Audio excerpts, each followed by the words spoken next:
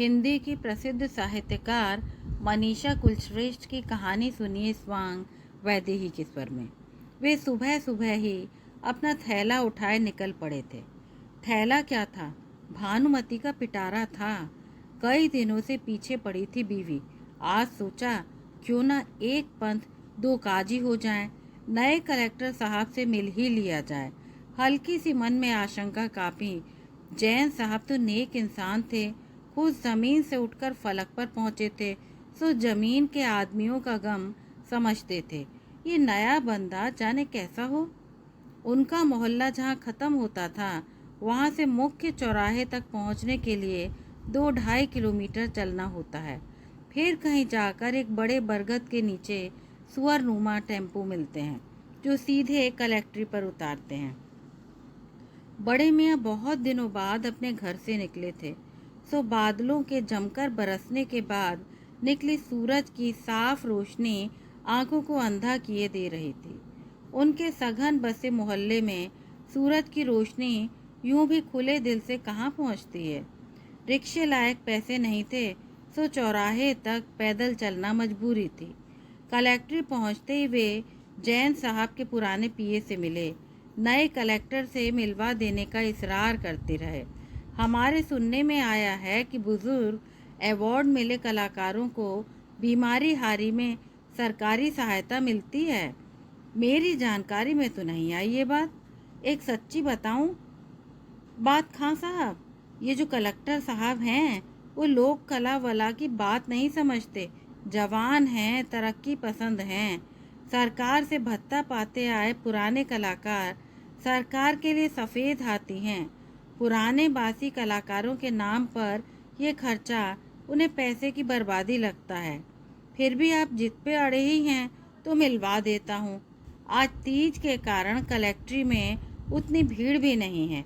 देखिए आपका काम बन जाए तो मुझे भी सवाब मिल जाएगा। आइए पर्ची बनवा दूँ। खुदा तुम्हें महफूज रखे। भीड़ कम होने पर भी उन्हें 1 घंटा कलेक्टर साहब के दफ्तर के बाहर पड़ी प्लास्टिक की 3 जुड़ी हुई लाल कुर्सियों पर बैठना पड़ा। वे कमर में उठती टीस के कारण पहलू बदलते रहे। किसी तरह उन्हें बुलवाया गया।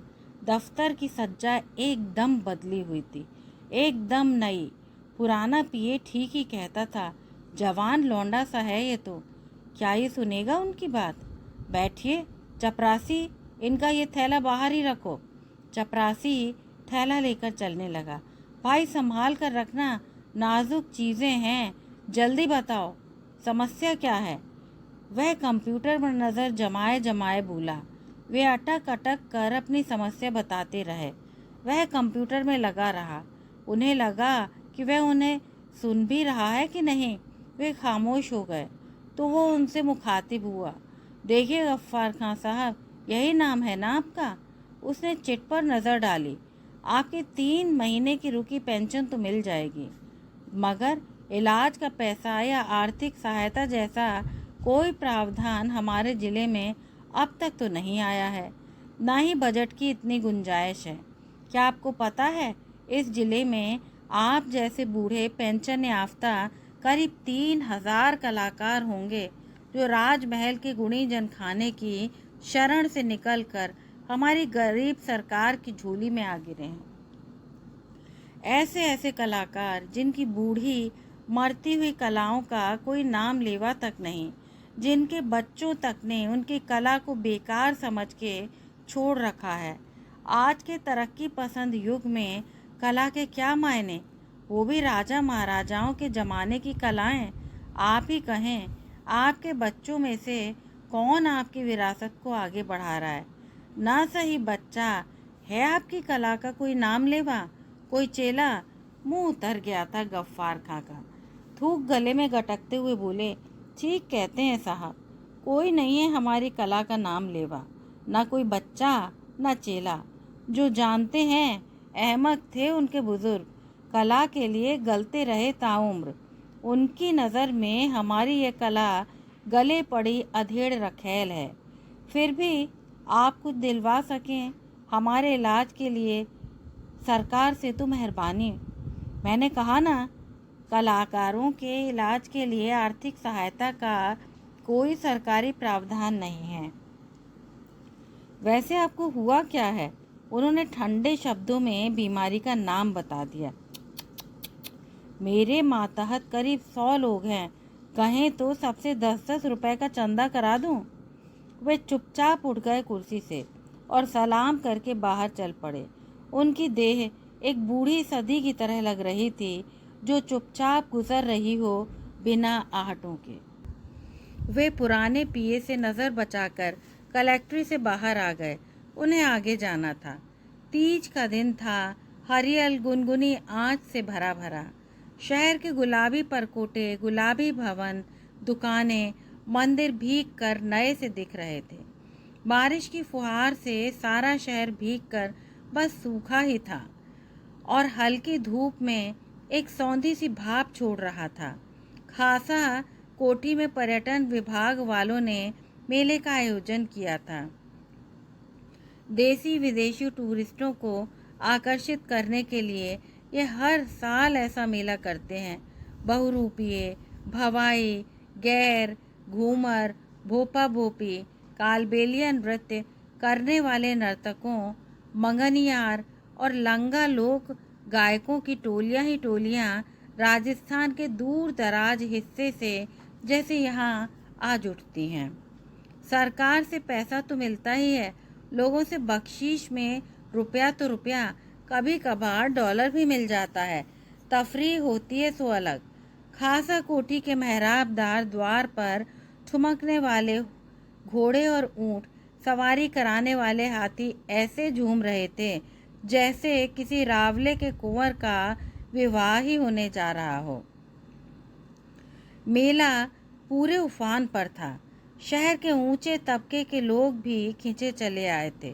उनमें कुछ मंत्री व उनके परिवार, व्यवसायी, शाही परिवारों के रिश्तेदार, कुछ विशिष्ट विदेशी मेहमान प्रतीत हो रहे थे। खासा कोठी के बागीचे में छतरियों के नीचे धूप सेकते हुए अलग अलग समूहों में बैठे थे और ठंडी बियर का आनंद ले रहे थे, क्योंकि राजमहल से निकलने वाली तीज माता की सवारी यहाँ से देखी भी जा सकती थी। मगर वे मेले की चहल पहल से दूर खासा कोठी के लॉन में बैठे थे। लोक कलाकारों और मध्यम वर्गीय मेला दर्शकों से कुछ हटकर यह जताते हुए जैसे कि वह मेला मध्यम वर्गीय लोगों और देसी विदेशी सैलानियों के लिए है। उन्हें यह सब देखना होता है तो वे व्यक्तिगत तौर पर अपनी हवेलियों या बंगलों में लोक कलाकारों को बुलाकर आयोजित करवा लेते हैं। खासा कोठी के कर्मचारी अतिरिक्त सौजन्य से उनकी आवभगत में लगे थे। एकाएक इन संभ्रांत लोगों के समूह के बीच से शोर उठा, अरे हट, भाग यहाँ से, नहीं चाहिए ये सब। उठती है कि अचानक रंग में भंग डालने को उनके बीचों बीच एक मोटी गाड़िया लोहारन अपने पीले दांत दिखाती हुई चिमटे, दराती, खुरपी बेचने चली आई। कत्थई और काला टखनों तक ऊंचा फटा घाघरा पहने इस औरत का मोटा पेट बाहर को निकला था। वो रह रह कर अपनी जांघें खुजाती और घाघरा उठा देती। इन लोगों को जुगुप्सा होने लगी। वो उसकी गंदी वेशभूषा से घृणा कर रहे थे। कभी वो किसी संभ्रांत व्यक्ति से सोफे पर सटकर बैठकर खुरपी खरीद लेने की गुजारिश कर रही थी, कभी एक अंग्रेज महिला के सामने जमीन पर बैठकर हाथ चला चलाकर मोलभाव कर रही थी। डरा धमका कर भगाए जाने पर भी उठकर भद्दी कामुक मुस्कान देती, भारी छातियों को हिलाती, चोली ठीक करती हुई उनसे सामान खरीद लेने का इसरार करती रही।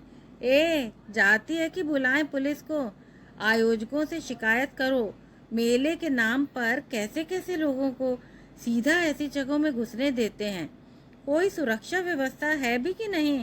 ये पुलिस वाले बैठ के बस नाच ही देख रहे हैं क्या? एक अधेड़ व्यक्ति चीखा। इस पर वो अपनी मोटी आवाज को दुगना ऊंचा करके चीखने लगी और अपनी भाषा में इस आशय में विलाप करने लगी कि बुला लो पुलिस को। यहाँ इतने बड़े बड़े लोग हैं, हमारी दशा पर तरस खाने वाला कोई नहीं। अरे ये नहीं बेचूंगी तो शाम को चूल्हा कैसे जलेगा? मेरे 7 बच्चे और 2-2 शराबी पति खाएंगे क्या? नेता और बड़े बड़े अफसर मजे कर रहे हैं और हम गाड़ियां लोहार भूखे मर रहे हैं। शोर सुनकर राजस्थान पर्यटन विभाग का एक वरिष्ठ कर्मचारी लगभग दौड़ता हुआ चला आया। आते ही उस गाड़िया लोहारन को देखकर मुस्कुराने लगा। उस मोटी गाड़िया लोहारन के अश्लील और बेहुदा व्यवहार से क्षुब्ध लोगों को गुस्सा आ रहा था। आप हंस रहे हैं? बात तो हंसने की ही है ना सर। खड़ी गम्मा हुजूर, आप पहचान गए? जी हाँ। अब तक गाड़िया लोहारन सौजन्यता पूर्वक मुस्कुराहट देकर इन महाशय का अभिवादन स्वीकार कर रही थी। संभ्रांत स्त्री पुरुषों का वो समूह हैरान परेशान सा उन महाशय का मुख देख रहा था। सर, ये हमारे राज्य के राष्ट्रपति पुरस्कार प्राप्त बहुरूपिया कलाकार गफ्फार खां हैं। एक ठहाका बुलंद हुआ और गफ्फार खां अपनी गुस्ताखी के लिए क्षमा मांगने लगे। उन्हें उनके स्वांग के लिए सबसे बहुत प्रशंसा मिलने लगी, जिससे वे झुककर स्वीकार करने लगे। आज ये बहुरूपिया कला लगभग विलुप्त प्राय है। उत्तर भारत के अधिकांश राज्यों में यह कला कभी समाज का अहम हिस्सा हुआ करती थी। आए दिन मोहल्लों में कभी कोई चोर पुलिस चले आ रहे हैं अपने मज़ेदार संवादों के साथ। कभी सेठानी से सड़क पर पिटता सेठ, कभी नर्तकी तो कभी डॉक्टर तो कभी नेता, कभी मोटी लड़ाकू भटियारन, कभी दरवेश तो कभी शिव या हनुमान बन ये कलाकार कुछ पैसों या 2 कटोरी आटे के बदले घर के काम काज से ऊबी गृहिणियों के लिए गली या मोहल्ले के चौक में ही मनोरंजन जुटा देते थे। खिड़की से झांक या गलियारों हाथों छतों पर आकर वे कुछ पल हंस लिया करती थीं और दान का पुण्य भी उठा लिया करती थीं। ये उस जमाने के नुक्कड़ नाटक हुआ करते थे जिनमें समाज प्रतिबिंबित हुआ करता था। 500 रुपए की बख्शीश पाकर गफ्फार खां संतुष्ट हो गए। कलाकारों को बख्शीश देना राजस्थान के संभ्रांत वर्ग की परंपरा रही है। बख्शीश की गुनगुनी आंच में सामंतवाद की बू जाने कहाँ भिला गई। खम्मा घणी हुजूर, आप लोगां री दया सु ई म्हारी कला जीवती है। 10 साल पहले राष्ट्रपति सम्मान देवा रे बाद कोई चिड़ी रो पूत पूछवा कोनी आयो के गफूरिया तू जीव तो है कि मरी गयो। आज के महंगाई रे जमाना में 300 रुपया महीना री पेंशन सु कायव है। बूढ़े लोग कलाकार गफ्फार खां की इस बात से कुछ लोगों के मुंह बन गए। बियर का नशा उतर गया और बढ़िया खाने का स्वाद का सैला हो गया, मगर वो अपने में मगन मेले की रौनक की तरफ बढ़ गए। दोपहर बीत चली थी। वे घर से लाए कि स्टील के टिफिन में रखे पराठे और सब्जी खाने लगे। धूप में तेजी आ गई थी। उनके मेकअप की मोटी परत में दरारें पड़ने लगी थी। वे मुंह धोना चाहते थे, मगर 800 रुपया टूरिस्ट डिपार्टमेंट से 500 ये अभी तो मेला जमा है, अंग्रेज भी हैं, थोड़ा और जुड़ जाए।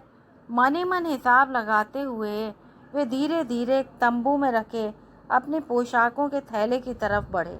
थैला पुराना था, उसमें रखी पोशाकें उससे भी पुरानी, कुछ तो अब जिस्म पर अटती भी नहीं। उन्होंने तंबू में लगी ओट के पीछे जाकर कपड़े बदले, मेकअप बदला, सब कुछ महज 5 मिनट में। अब वे अधेड़ महिला कांस्टेबल बनकर डंडा घुमाते हुए कॉलेज के युवाओं के झुंड की तरफ बढ़े। इधर लड़की वड़की नहीं छेड़ने का, समझे? मैं कमला कांस्टेबल, लड़की छेड़ी तो अंदर। उन्होंने अभी स्वांग की भूमिका रची ही थी कि तेज रफ्तार गाने का शोर उठा। सारे युवा उधर को खिंच गए। जरा से लोग खासा कोठी के चौक में खड़े उकताए से उसका स्वांग देखते रहे। फिर वे भी इधर उधर हो गए, अकेले ठिठके से खड़े रह गए, फिर उधर ही बढ़ गए जहाँ भीड़ थी। कालबेलिया नर्तकों के टोले की 2 लड़कियां अपनी अद्वितीय लचीला व द्वितीय तेजी वाले घेर घुमेर से दर्शकों को आकर्षित करने में लगी थी।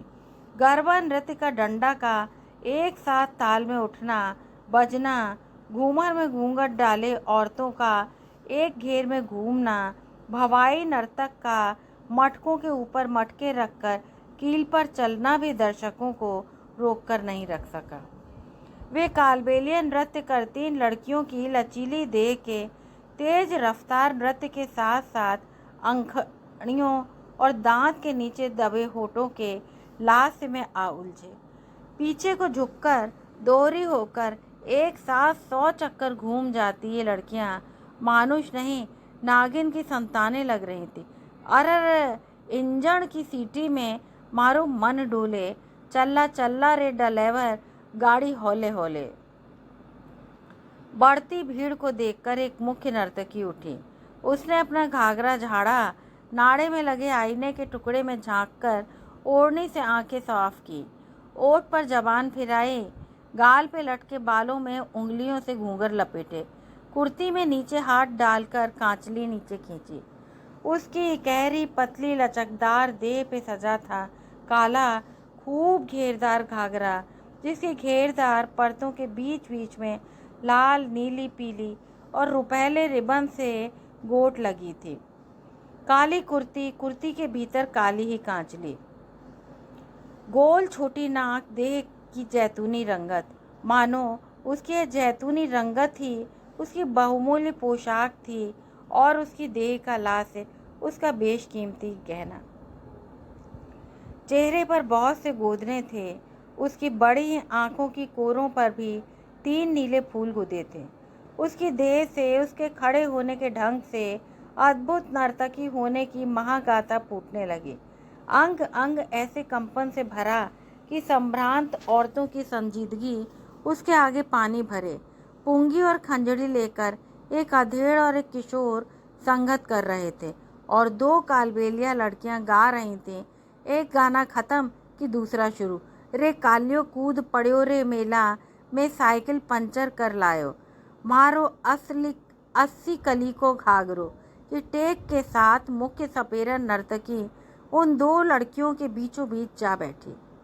पहले घुटनों के बल ओढ़कर बैठकर ओढ़नी का घूंघट बनाकर गुड़िया की तरह अपनी गर्दन जल्दी जल्दी मटकाकर देखने वालों पर कटाक्ष फेंकने लगी। फिर जैसे ही गाने की लय तेज हुई, उसने एक तरंग के साथ जिस्म लहराया और हाथ फैलाकर पीछे को झुकती हुई घूम गई। उसके घूमते ही उसकी गर्दन रबर की गुड़िया की तरह पलटकर दूसरे कंधे पर आ टिकी। एक जादू सा हुआ, उसके पैर और गर्दन समानांतर एक लय पर घूमते हुए एक चाप बना रहे थे। पूरे नृत्य के दौरान लय और ताल का सम्मोहक मिश्रण और बीच बीच में आंखों और मुस्कान का विलास। जब वो दांत खोलकर मुस्कुराती तो दांत में जड़ी सोने की कील चमकती। जब वो नैनों की कटार साधती, आदमी तो आदमी, औरतों के कलेजे हुमक उठते, लोगों के रोंगटे खड़े हो जाते। एक अमेरिकी अपने दोस्त को अपना हाथ दिखाते हुए कहने लगा, लुक गूज पिंपल्स। सच में गोरे के हाथ के सुनहरे रेशे खड़े थे और त्वचा के रोम उभर आए थे। वह हर चक्कर के साथ केंचुल छोड़ती नागिन सी लग रही थी, केंचुल जिसमें से वो एक नया मारक रूप लेकर बाहर निकलती। सम्मोहक हद तो तब हो गई जब उसने हंसते हुए अपनी अनामिका उंगली से चांदी का छल्ला उतारा और घास उगी जमीन पर रख दिया। घूम घूम कर चक्कर खाते खाते वो पैरों को एक फासले पर जमाकर खड़ी हुई और ताल के साथ ठुमकते हुए देह को पीछे को झुकाने लगी, यहाँ तक कि गर्दन उसके पैरों से जा लगी। मगर उसकी देह इस दोहरी अवस्था में भी ताल पर थिरक रही थी। अब वो और झुकी। पहले गर्दन जमीन के समानांतर थी, अब माथा जमीन को छू रहा था। उसने थोड़ा और अपने शरीर को धनुषाकार झुकाया और अपनी लंबी लंबी पलकों से वह अंगूठी उठा ली। तालियों की गड़गड़ाहटों से खासा कोठी गूंज उठी। बाकी 2 लड़कियां अपना नाच रोककर डफ उठाकर भीड़ से बख्शीश मांगने लगीं। खुश होकर लोगों ने बहुत से पैसे उस डफ में भर दिए। एक विदेशी छायाकार जो पूरे नृत्य को शूट कर रहा था, उसने $100 का नोट उसमें डाल दिया। गफ्फार खां मनी मन कुड़ गए। ये साली कालबेलिया खाना बदोश औरतें आज लोक कला के आकाश पर हैं और हम जैसे धूल चाट रहे हैं। मगर खुदा कसम, नाच सच में कमाल का था। गफ्फार खां को अपने बीते हुए दिन याद आ गए। क्या मजमा जमता था जब वे शहर की प्रमुख रामलीला के मंच पर नाचते थे। कंकरिया मार के जगाया, हाय वो मेरे सपनों में आया, बालमा तू बड़ा वो है। तब के मुख्यमंत्री साहब को तो यकीन ही नहीं हुआ था कि औरत नहीं मर्द है, वो भी 2 बच्चों का बाप। उन्हें बुलवाकर इनाम दिया और कहा था, शाबाश गफूरिया। वह ओठ का कोना दबाकर मुस्कुराते हुए अपनी अनामिका में डला छल्ला घुमाते हुए हंस दिए। उन दिनों एकदम खुलता हुआ रंग हुआ करता था उनका। उस पर मेकअप की वो बारीकियां जो उनके उस्ताद उन्हें सिखा गए थे। उनके उस्ताद ने कभी लैक्टोकैलामाइन या ग्लिसरीन और जिंक का मिक्सचर नहीं लगाया था। हमेशा मुल्तानी मिट्टी, चंदन का ही बेस लगाते थे। गाल पर लाली की जगह गुलाब हल्दी से बना पाउडर मलते, काजल और भवें सलाई से रचाते, लिपस्टिक की जगह अखरोट की छाल मलते। हालांकि खुद उन्होंने जिंक और लैक्टोकैलामाइन और तरह तरह के रंग अपना लिए थे धीरे धीरे, क्योंकि पुरानी तरह के श्रृंगार में मेहनत बहुत थी। पर सच पूछो, चमड़ी खराब तो नहीं होती थी। इन नामुराद चीज़ों से बड़ी खुजली होती है, लेकिन उस्ताद जब मरे तब भी उनका चमकता चेहरा, उनके अखरोट की छाल से रंगे होठ और सुरमा लगी बंद पलकें, ऐसा लग रहा था जैसे सेज पे सोई सुंदरी का कोई लंबा स्वांग ही रच रहे हों। उनकी मौत बड़ी कलात्मक लगी थी उन्हें। उनकी यह कलाकाराना मौत उन्हें भीतर से तना कर गई थी। उस्तादनी ने भी उनसे मुंह फेर लिया था, जैसे उनकी वजह से हुई हो मौत। बात बहुत पुरानी है, उनकी मूंछ की रेखा बस सुरमई होने लगी थी। स्वांग की कहानी तो ठीक से याद नहीं। उस्ताद ने प्रिवी पर्स से उखड़े हुए राजनीति के माध्यम से किसी तरह सत्ता से जुड़े रहने की जोड़ तोड़ में लगे राजमहल के लोगों के लिए स्वांग रचा था। रंगा सियार, और उनकी हिम्मत तो देखो, ऐन नाक के नीचे राजमहल के द्वार के बाहर दिखाया वो स्वांग। एक रंगा सियार जो सियारों के झुंड से निकाल दिया गया है। नील के कुंड में गिरकर वह पूरे जंगल का नेता बन जाता है। जाने कैसे कब वह स्वांग राजमहल के मर्म में जा मिला कि दीवान जी ने बुलवा भेजा उन्हें नजराना देने के लिए। एक दरबान उन्हें जाने कहाँ भीतर को लिवा ले गया। वे राजमहल के बारले गेट की खिड़की के पास इंतजार करते रहे। दोपहर बीती, शाम बीती, रात ढलने लगी, तब एक मांस का लोथ उसी गेट की खिड़की से टपका। लद, उसने ठंडी होती उस देह को पलटा तो देखा उस्ताद। नीले रंग के मेकअप की वजह से देह की नीले तो दिखी नहीं, पर सफ़ेद खादी के कुर्ते पर छलछलाते खून ने सारी दास्तान कह दी। सांस उखड़ रही थी, वो उन्हें उठाने लगा। महल के परकोटों से सफ़ेद गांधी टोपी कटी पतंग की नाई उड़ती हुई जमीन पे आ गिरी। उसे उसने वहीं छोड़ दिया। वह उन्हें खंडर हो चुकी गाड़ी तक लाया। उस गाड़ी में राजमहल के गुणीजन खाने से भत्ता पाते लोक कलाकारों को रहने के लिए मिली थी। उस गाड़ी में करीब 50 घर होंगे, मगर सबको सांप सूंघ गया। राजमहल की इस बेरुखी पर सबने अपने अपने दीमक खाई लकड़ी के बोखड़े बंद कर लिए। उसने उस्तादनी की बाहों में थमा दी अपने उस्ताद की छरेरी लचैली देह। 3 दिन तक उन लोगों ने जी जान एक करके सेवा की। ग्वाड़ी का वैद बहुत बुलावा भेजने के बाद भी नहीं झांका। उस्ताद की मूर्छा नहीं टूटी तो नहीं टूटी। उस्ताद की चलती उखड़ती सांसों के बीच उस्तादनी और उसकी खामोशी एक चादर की तरह बह निकली। तीसरा रात खामोशी का जादू टूटा। उस्ताद मुस्कुराए। आंखें मूंदे मूंदे, अखरोट की छाल से रंगे ओठों में से प्राण मुस्कान बनकर रेजा रेजा कपास के फाहों की तरह उड़कर कसकर बंद किए गए गवाक्षों की दरारों से बाहर तैरने लगे।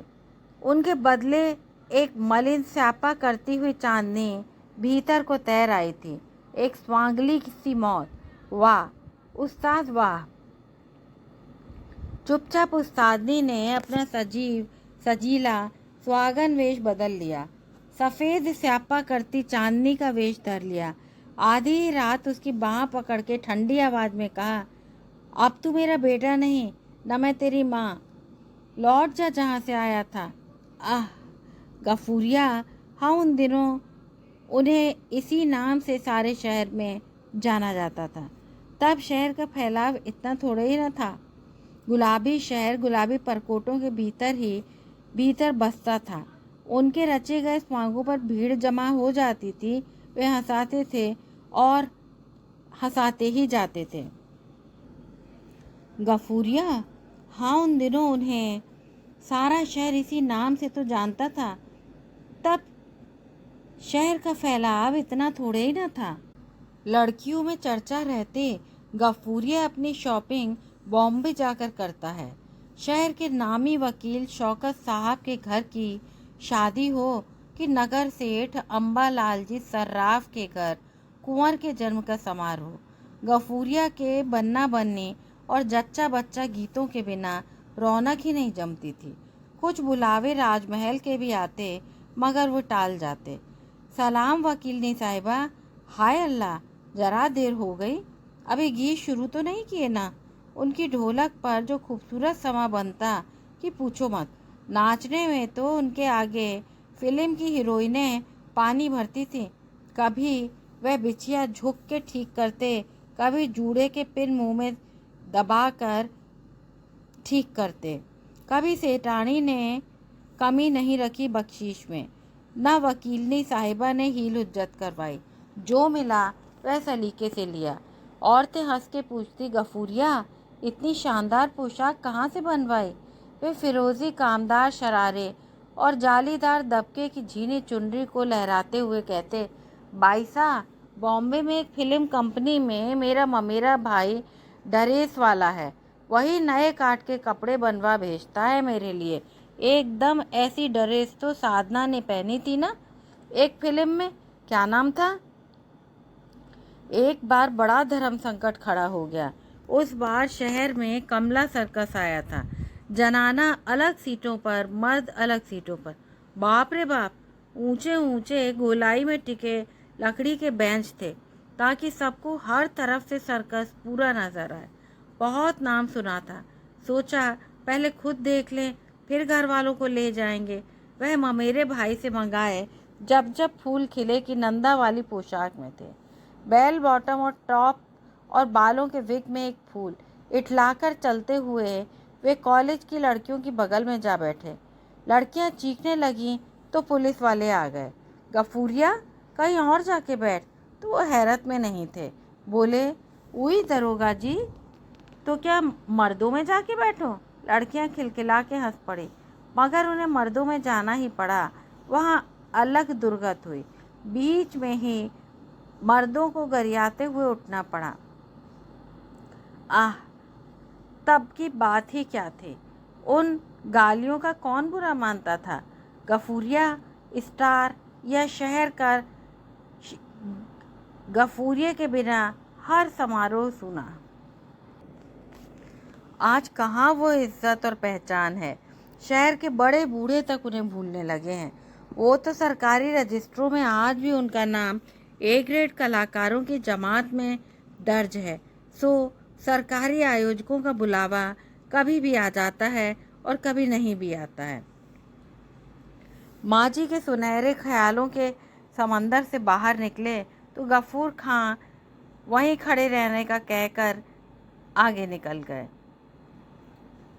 बरसात के बाद तीखी धूप ग्लिसरीन सिंक की मोटी परतों का मेकअप तड़क गया था और खुजली पैदा कर रहा था। गिलट के जेवर अब चुभ रहे थे। कंधे पर भारी बैग लटकाए, मीलों चलने वाले बाजू और टांगें दर्द कर रहे थे। उन्हें शिद्दत से महसूस हुआ कि वो अब बच्चा नहीं है, अब उसे घर चला जाए। अभी पहले कपड़े बदलने होंगे, फिर घर पहुंचने तक नमाज का हर पल भी दृष्टिगत होगा। कभी कलाकारों से अलॉट किए हुए तंबू के कोने में पहुंचे, वहां उनका थैला रखा था। उन्होंने कांस्टेबल वाली पोशाक उतारी, जमीन पर पड़ी सीलन की बदबू भरा गाड़िया लोहारन वाला जामा समेटा और कुर्ता पाजामा पहन लिया। मेले की कमाई के उत्साह में वे सुबह तो चौराहे तक पैदल चले आए थे, मगर अब लगता है रिक्शा करना पड़ेगा। जब वो उसे निकाह करके लाए थे तो कितनी नक चढ़ी थी वो। तुम्हारे अब्बा ने हमारे अब्बा को नहीं बताया, ये सब बताया होगा तो निकाह कबूल नहीं करती बोलो, कहकर वे उसकी कलाई मरोड़ देते। तुम्हारे खानदानों में तो कोई ये सब नहीं करता, तुम क्यों करती हो? बेगम, हम मुसलमान डोली हैं, जैसलमेर की तरफ के। हमारे अब्बा भी कलाकार हैं, सवाई मांदल बजाते हैं रजवाड़ों में। उनके ही एक ख़ास हिंदू दोस्त थे, मंगी लाल जी भांड, वे मेरे उस्ताद हैं। उनकी औलाद नहीं थी, उन्होंने हमें मांगा था और गोद ले लिया था। हम उन्हीं की कला को जिंदा रखे हैं। वो होते तो हमारा ब्याह हिंदू लड़की से, हिंदू रवायतों से होता। वो जल्दी मर गए। हट जुट्टे, तुम्हारा तो सुन्नत हुआ है। उसको कतई पसंद नहीं था उसका दिन में 2-2 बार दाढ़ी छीलना, श्रृंगार करना, बहुरूपिये से तमाशे करना। कहीं से भी लौटती तो बुर्का उतारती जाती और भुनभुनाती जाती। और कितना जलील करवाओगे हमें? आज तक साइकिल पे बेल बॉटम पहने, लाली पाउडर लगाए, जौहरी बाजार में क्या तमाशा कर रहे हो? हमारी फूफी तुम्हें देखकर खुश हो जाएंगी। ताने सुनाए वो अलग, हमारे मैके टोंक तक में तुम्हारे भांड बने के चर्चे पहुंच गए हैं। बस करो बेगम, मुंह न खुलवाओ। मैके के नाम पर एक कुठरिया को रोती है, जिसमें अपनी 7 बहनों के साथ वो रहा करती है। अब पेट भर मिलने लगा है तो जुबान खुलने लगी है। पूरे 7,000 दिए थे अब्बा ने तुम्हारी अम्मा को हमारे निकाह के लिए। जिस कलाकारी पे लानत भेजती हो, उसी कलाकारी के चलते पूरा कुनबा चलता है। पूरा शहर वाकिफ है हमसे। मोहल्ले में जिस किसी का काम अटके वो हम ही को पकड़ता है। कुनबा तो जस तस चलता है जी। आधा तो तुम्हारे अपने जेवर, कपड़ों, मेकअप का खर्चा है। सही कहती है सकीना कि तुम तो 100 लुगाइयों की एक लुगाई हो। किसी को पता न हो कि तुम शादीशुदा और 3 बच्चों के बाप हो तो तुम्हें वही समझे।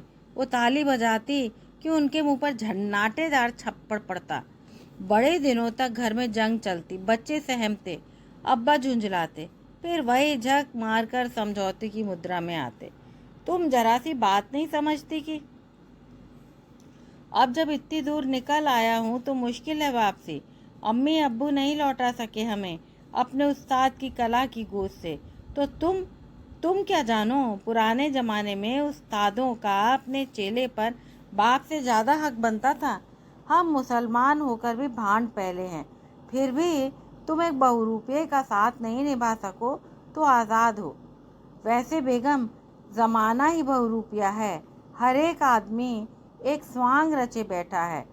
जाने वो उनकी कितनी बातें सुनती, कितने दूसरे कान से निकालती, पर सच तो यह था कि न उसे कहीं और न ठौर था, न उन्हें ही कहीं और ठौर था। भाई भाभीियों को भी नहीं भाता था उनका स्वांग। उनकी भांड गिरी तो दीवारें खिंच गईं।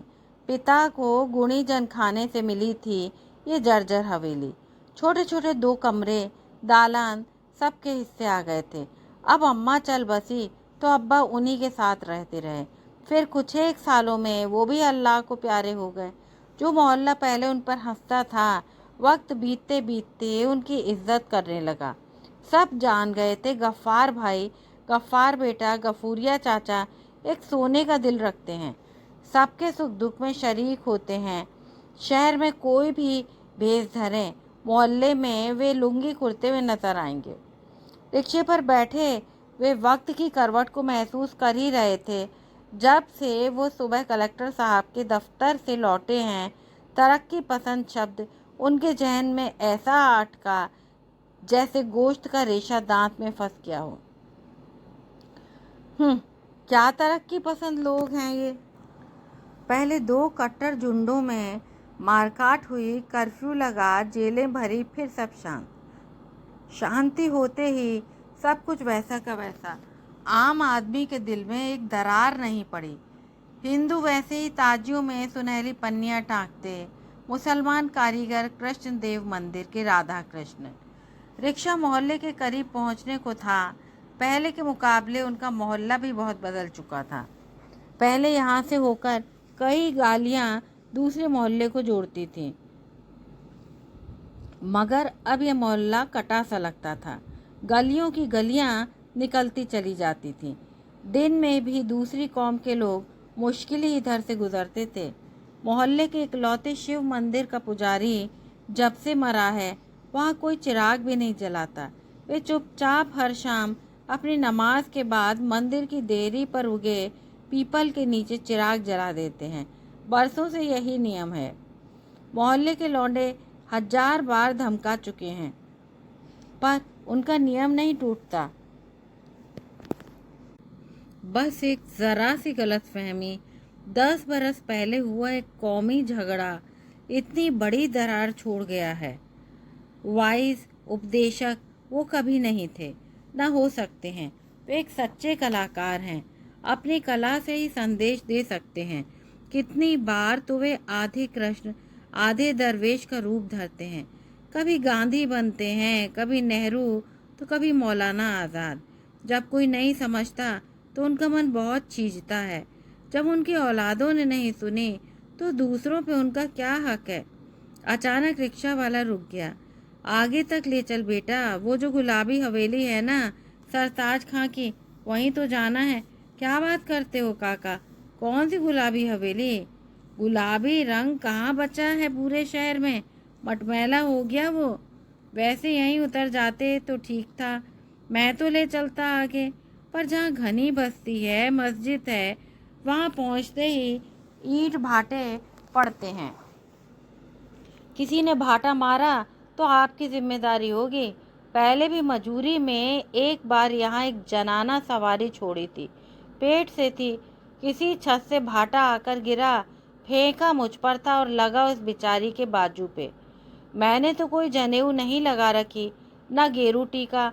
मैं ठहरा गरीब नीच जात का मजदूर। फिर वो कैसे मुझे हिंदू समझ जाते हैं। ये बात है तो जाने दे बेटा, मैं पैदल ही चला जाऊंगा। उनका मन पीड़ा से पक गया था। वे थैला उठाकर रिक्शे से उतर पड़े। एक बूढ़ी सदी मन ही मन बुदबुदाते हुए आगे बढ़ी। क्या हो गया है शहर को? लोग ज़माने में आगे बढ़ने की जगह पीछे को क्यों लौट रहे हैं? ये पत्थर नफ़रत के नहीं हो सकते। ये पत्थर शायद उस गुस्से के हों जो हमारे हिंदू भाइयों ने हमारी गलियों से खुद को काटकर इन लड़कों के मन में बोया है। ये ईंटें उस डर की हों जो शहर के बीचों बीच रहकर बाकी की दुनिया से कट जाने से उपजा है। 12 बरस पहले तक हमारी तुम्हारी गलियों में लोग गंगा जमुना के पानी की तरह मिलकर बहा करते थे। अब वे इधर से होकर नहीं गुजरते हैं। हमने भी बाजार और शहर के बाहर जाने के लिए सुनसान रास्ते अपना लिए हैं जो लंबे पड़ते हैं। रास्ते लंबे उनके भी हो गए होंगे बेशक, वरना पहले कृष्ण मंदिर का सबसे छोटा रास्ता हमारे मोहल्ले से ही तो होकर जाता था। अब पता नहीं उन्होंने कौन सी लंबी नई गलियां खोज ली होंगी। बुढ़िया बाहर ही खड़ी थी, अपनी मिचमिची आंखों से उन्हीं का रास्ता देख रही थी। उन्हें पैदल थैला लटकाए आता देखकर खिल गई। आ गए, दाढ़ी तो छील जाते, दिख रही है मेकअप की पपड़ियों में से। जवान थे तो दिन में 3 बार, बूढ़े हो गए तो दाढ़ी के बाल सफ़ेद हो रहे हैं, मगर तुमसे मरा ये स्वांग नहीं छूटा। स्वांग नहीं, बहुरूपिया कला कहो। मेरे आला दर्जे के कलाकार, तुमने बात की नए कलेक्टर साहब से अपने इलाज की बाबत? अंदर जाते ही उसने पूछा। हाँ, पहले उधर ही गया था। फिर क्या? मिला उस नौजवान कलेक्टर से भी। वो भाषण पिलाता रहा कि इस शहर में आप जैसे हजारे कलाकार होंगे, बूढ़े पेंशन याफ्ता, किस किस की बीमारी का ठेका लेंगे। आपकी कला का वैसे भी कोई नाम लेवा नहीं है। फिर एक बार की हमारा मुंह छोटा सा हो गया, फिर हमने भी सुना ही थी। ठीक कहते हैं जनाब, कोई नहीं है हमारी कला का नाम लेवा, क्योंकि वो भी आपकी तरह जो सोचते थे कि अहमक थे उनके बुजुर्ग की कला के लिए गलते। कला जो गले पड़ी रखेल से ज़्यादा और कुछ नहीं थी उनके लिए। सुनाते रहे या पैसे रुपए की सरकारी मदद की बात भी की थी ना। कहीं कोई सरकारी मदद मिलती हो तो बुजुर्ग कलाकारों को दिलवा दें, मगर वो अपने दफ्तर के लोगों से चंदा दिलाने की बात करने लगे तो हम चुपचाप सलाम करके चले आए। बड़ा कमीना था मुआ। चंदा तो भीख ही हुआ ना। छोड़ो ना, ये संभालो, पूरे 1456 हैं। ये चंदे के नहीं हैं, स्वांग भरने के मिले हैं। पैसों की एक छोटी सी गड्डी उन्होंने बेगम की मुट्ठी में थमा दी। हाय, तुमसे ये तुम्हारा स्वांग कब छूटेगा? बेगम झूठे मीठे गुस्से से बोली। मरते दम तक तो नहीं। उन्हें उस्ताद की खूबसूरत कलाकाराना मौत याद आ गई। कल ही तुम वर्मा डॉक्टर के क्लिनिक चलो, इन रुपयों से अपना इलाज करा लो। 65 के लपेटे में आ गई, पर रही बावली की बावली। कैंसर का इलाज इतने कम पैसे में होता है क्या? अब हमारा मुंह न ताको, जाके चाय बनाओ, तब तलक हम नमाज पढ़ लेते हैं। कहानी बस इतनी ही है। यदि आपको ये कहानी अच्छी लगी हो तो कृपया चैनल को सब्सक्राइब करें। धन्यवाद।